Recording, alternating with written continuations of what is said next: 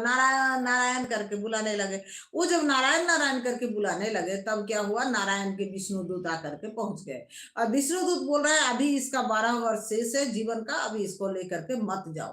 तो जमदूत बोल रहा है नहीं, आप क्यों आए, आप बाधा क्यों दे रहे, महाशय पापी है, ये अति पापी है, ये कपटी है, दुराचारी है, इसको माने मतलब ये पूरा आयु नहीं जी सकता, इसका पाप का घड़ा भर चुका है, इसको लेके जाना होगा।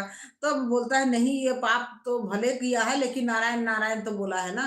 तो बोला अरे ये नारायण नारायण भगवान को नहीं बोले, वैकुंठवासी नारायण को नहीं बोले, ये नारायण तो अपने पुत्र को बोले। बोले कुछ भी कारण से बोले लेकिन नारायण तो बोले ना, इसीलिए इसका कुछ पाप जल गया है, कुछ पश्चाताप इसका हो गया, इसको अभी 12 वर्ष जीने देना होगा।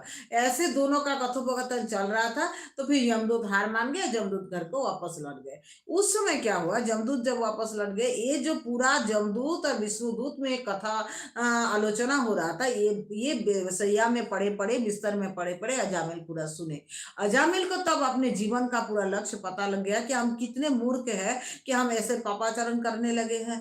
खाली हम अपना पुत्र को नारायण नारायण बोल रहे हैं, आज इसीलिए विष्णुदूत मुझे बचा के गए, और हम उस नारायण का नाम को नहीं मानते हैं, हम उस नारायण को नहीं बुलाते, उस नारायण का ध्यान नहीं करते हैं। अजामिल तब से अपना जीवन का को पलट दिया और तब से वो तपस्या करने लगे, नारायण का नाम जप करने लगे। ऐसे करते करते पूरा 12 वर्ष वो अपना जो आयु था पूरा जिए और अंत में जाकर के वैकुंठवासी हो गए। नारायण को स्मरण करते करते वो अपना देह त्याग किए और जाकर के वैकुंठवासी हो गए। तो भगवान का नाम में इतना बल है कि आप कैसू करके किसी भी उपाय से अगर भगवान का नाम लेते हैं तो भगवान का नाम कल्याण ही करेगा, भगवान का नाम सबका कल्याण ही करता है। ये जो कहानी था इन अजामिल का कहानी, इस अजामिल का कहानी से भगवान का नाम का महिमा कितना है और किसी भी उपाय से अगर भगवान का नाम लिया जाए तो उससे अच्छा ही होता है, यही बात बताया जा रहा है। तो अब अजामिल का बुद्धि और त्रिगुणात्मक प्रकृति में होकर भगवान के स्वरूप में स्थिर हो गए। उसे लेने के लिए विमान आए और वो विशिष्ट विमान में चढ़ करके अजामिल जो है वो अपने भगवान के धाम में चल गए। तो जिसकी जीव की शमशान में इंसान का ये जो जीव है तो जीव को समझाना पड़ेगा। उसको जिस दिन लगेगा कि ज्यादा भोजन सरस भोजन खाने का मन करेगा उस दिन उसे ज्यादा कड़वा भोजन दो, क्योंकि जो भी रस या स्वाद है वो तो जीभ तक के अंदर जाने पर सब बेकार विष्ठा मूत्र ही भर जाता है।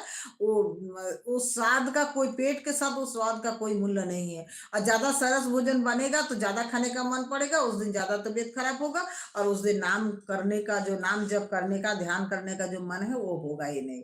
कभी भगवान की भक्ति करने वालों को यह लोक और परलोक दोनों में मान प्राप्त होता है। भगवान का कीर्तन करने से अजामिल भगवत धाम में पहुंच गया, भगवान का आसरा लेकर वो तर गया। अज का अर्थ पहले माया कहा गया था, पर अब वो भगवत सहारा लेने पर अज का अर्थ हो गया ब्रह्म। अर्थात अजामिल पहले था कि अजामिल शब्द का अर्थ माया में फंसा हुआ जीव था, आज जब अजामिल ब्रह्म को प्राप्त हो गया तो फिर अज का अर्थ हो गया ब्रह्म में मिला हुआ जीव। श्रीमद शंकराचार्य ने माया के व्यवस्था करते हुए कहा कि कंचन और कामिनी में फंसे हुए व्यक्ति को माया में फंसा हुआ जानो। इस जगत में कौन सी वस्तुएं त्याज्य है?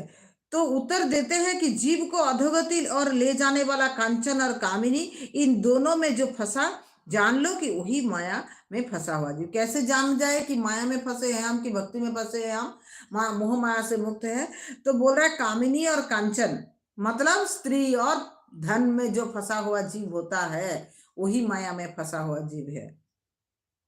मणि रत्न माला के प्रश्नोत्तर अति उत्तम है, उसके एक एक शब्द में उपदेश भरा हुआ है। बंधन युक्त कौन है?